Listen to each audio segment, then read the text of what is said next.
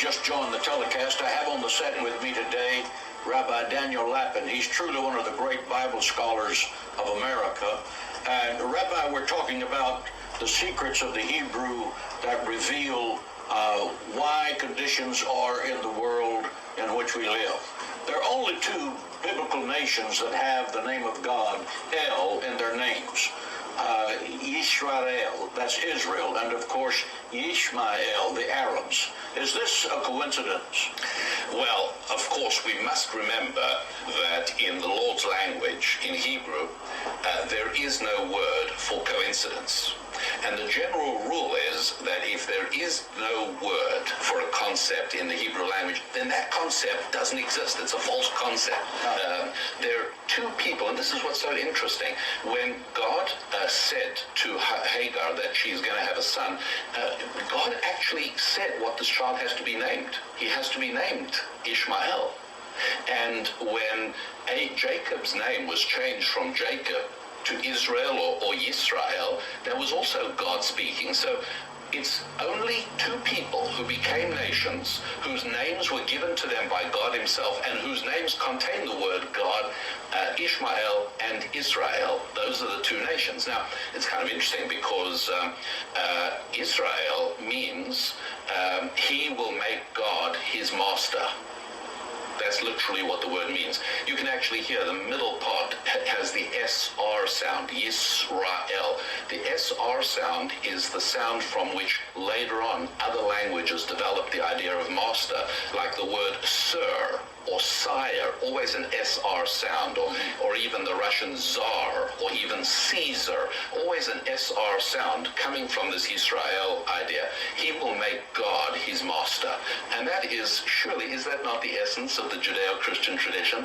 Absolutely. We will make God the boss. That's right. That's what it's about.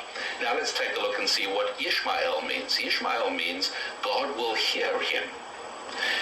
Well, not surprisingly, Arabs pray, Muslims pray more than any other people. 5 times a day they pray, constantly, because part of their basic heritage that's locked into their name and into their identity is this idea that God will hear them. And it's a tremendous advantage they have, because we have to be on the right track for God to hear our prayers.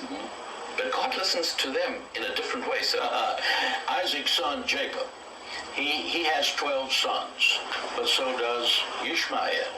The Bible tells us that he also has 12 sons. Is this too a coincidence? Well, of course, no coincidence ever anywhere in Scripture. And we, in studying Scripture, are very often, if not always, rewarded by exploring what appear to be coincidences on the surface. And sure enough, it's at the time that Abraham dies, looking at Genesis chapter 21, Abraham's on his way out. He goes, and of course, at his funeral, Ishmael and Isaac both appear. Now, what's really interesting about this is that obviously, if you look at the order of the text, it doesn't say Isaac and Ishmael came to the burial of Abraham. It reverses the order. Youngest son first, Isaac, and then Ishmael. So clearly what must have happened is that I'm sure Isaac would have said Ishmael, the older son, I mean, after all, he came to the burial of their father. The older son has priority. Ishmael must have said, no, you are the blessed one. You must go first. Now, interesting, as Ishmael walked behind Isaac, did he pull out one of those Arab daggers and finally get rid of Isaac by stabbing him in the back? No. And what's more, as boys, when they played, he was 14 years old. He would have had many opportunities to hold Isaac's head underwater in the old swimming hole and come back and say, hey, a terrible accident happened. He never tried to kill Isaac. As after we hear about the death of Abraham, we then hear about the death of Ishmael.